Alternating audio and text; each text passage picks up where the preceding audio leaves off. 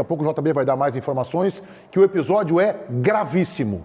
Talvez, eu desconfio, que os jogadores do Internacional não tenham a dimensão do que criaram hoje, do ponto de vista de relacionamento com esses dirigentes, e nós sabíamos que a relação era ruim, desde a queda de Abel Braga, alguns jogadores chegaram depois, e a gente imaginava que a chegada de Paulo Autuori, William Thomas e Mano Menezes fosse suficiente para resolver isso, mas principalmente quem está na direção, Autuori e William Thomas, e se vê que não foi uma inabilidade dos dirigentes, especialmente de quem comanda o futebol, Emílio Papaleuzinho, mas também do presidente Barcelos, gigante, e aí eu tenho que lembrar que Emílio Papaleuzinho é desembargador do trabalho, desembargador do Tribunal Regional do Trabalho. E eu não estou aqui fazendo uma crítica pessoal. Se fosse um problema médico e o vice-presidente do Internacional fosse um médico, a gente também faria esta colocação, porque ela é importante. Portanto, ele entende da legislação e ele sabe as consequências disso do ponto de vista de legislação, do ponto de vista legal. O Tyson, que está encabeçando isso, e é a informação que vaza,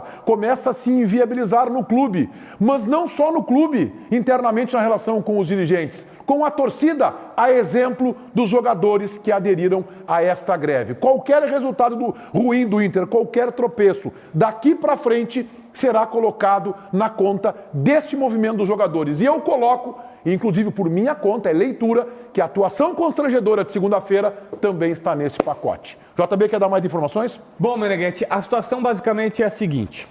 Nem todos os jogadores concordam com esta atitude, mas essa atitude foi liderada pelo Tyson e algumas das principais lideranças do vestiário, que você mais ou menos já pode imaginar quem. Só que quem comunicou os atletas no vestiário foi o Tyson. Resumo, ontem à noite estava o treino marcado normal e não foi um movimento coordenado antes para, vamos chegar e lá vamos fazer o protesto, não. Quando os jogadores começaram a chegar, eles começaram a ser avisados pelo Tyson que não teria treino. Ninguém pôde até fardar. Ninguém fardou. E o Tyson avisou. O que eu posso te dizer? Eu tenho relatos de pessoas que não necessariamente concordam, mas disseram não ter força para impedir. Alguns são da base, que sequer sabiam que os salários de imagem estavam atrasados, porque quem ganha ali até seus 50 mil normalmente tem tudo pela carteira, então estava ok com o dele. E outros são caras que ainda não têm essa liderança tão forte ou também não são dessa disposição, já estão mais. Tem um, pelo menos, que já está há mais tempo no clube que diz, cara, não concordo, acho que é um exagero, eu ouvi isso, achando que era um exagero, mas que como o capitão disse que não era para treinar, os jogadores acataram. Nesse momento, eu sei que o Tiago já falou, mas eu reforço, a situação está a seguinte, a direção pagou uma das 3 imagens que estavam atrasadas 1 hora depois do protesto. Faz coisa de meia hora, então, um pouco menos, que a diretoria pagou. Os atletas estão numa reunião, que é virtual, WhatsApp, aquela coisa toda, para definir se eles voltam aos treinamentos ou não, com uma imagem paga agora. Bom, Fabiano Baldassi, vamos lá. Esse é um dos dias mais tristes da história do Internacional. O Internacional não atrasava salário desde o ano que caiu. Nunca na história do Inter, os jogadores deixaram de treinar ou fizeram um boicote por conta de salários atrasados. Nós estamos falando de uma gestão que cantou com pompa e circunstância há um mês um superávit dentro da gestão rigorosa das coisas financeiras do clube. Nós estamos falando de um clube que fez a maior venda da sua história há 2, 3 meses, que foi o Yuri Alberto por 25 milhões de euros. Salários atrasados é o começo do fim. Salários atrasados é o fundo do poço. Essa gestão, que até então é absolutamente incompetente, hoje coloca a cereja em cima do bolo. Perdeu o grupo. E digo mais, se foi feito um boicote, se chegou a esse extremo que se chegou hoje, é porque várias negociações já aconteceram, várias negociações já foram frustradas.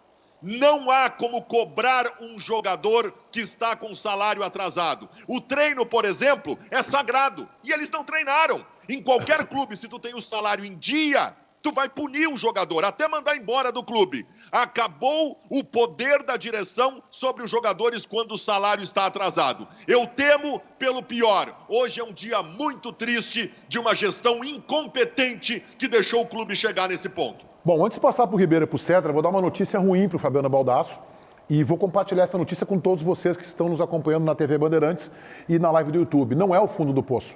Como diz o slogan de campanha do então candidato Alessandro Barcelos, o Inter pode mais. E este episódio terá consequências dentro de campo e fora de campo. Portanto, Baldasso, não é o fundo do poço. Ribeiro Neto. Pragmaticamente, a questão não é tão de fácil assimilação, como disse o Baldasso, na relação dos jogadores com a direção e com a torcida. Por quê? Se é verdade que os salários tinham que estar em dia, ou se houve uma negociação e não foi cumprida, os jogadores teriam, entre aspas, direito de reclamar, e aí a reclamação ela pode ser muito pessoal de cada um. Tá? Com certeza, esse movimento ele teve seu ápice hoje. E fruto de negociações que não avançaram, de datas que não foram cumpridas, isso aí me parece óbvio também. Só que tem o seguinte, o Tyson, por exemplo, ele não fica inviabilizado legalmente, porque provavelmente, por salários atrasados, o clube não possa despedi-lo por justa causa, por exemplo. Tá? Agora, a questão anímica de ambiente inviabiliza ele. Porque grande parte da torcida vai ficar do lado de quem? O grande parte do clube, né? Do clube, tá? E o clube não são os dirigentes nem os jogadores. Não. O clube é uma instituição que está acima disso aí.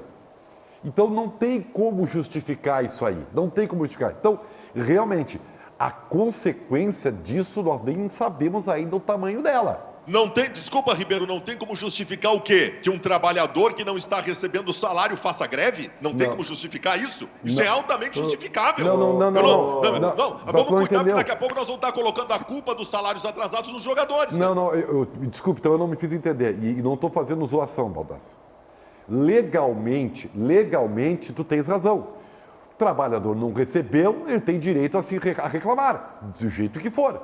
Isso é a questão legal. Eu estou falando da questão que está fora disso, a questão anímica, de ambiente. Porque isso não é regido pelas leis. Isso aí é uma questão emocional até. O torcedor, claro, se você... Vamos colocar interativo em seguida, não é sobre isso. Estão culpando os jogadores.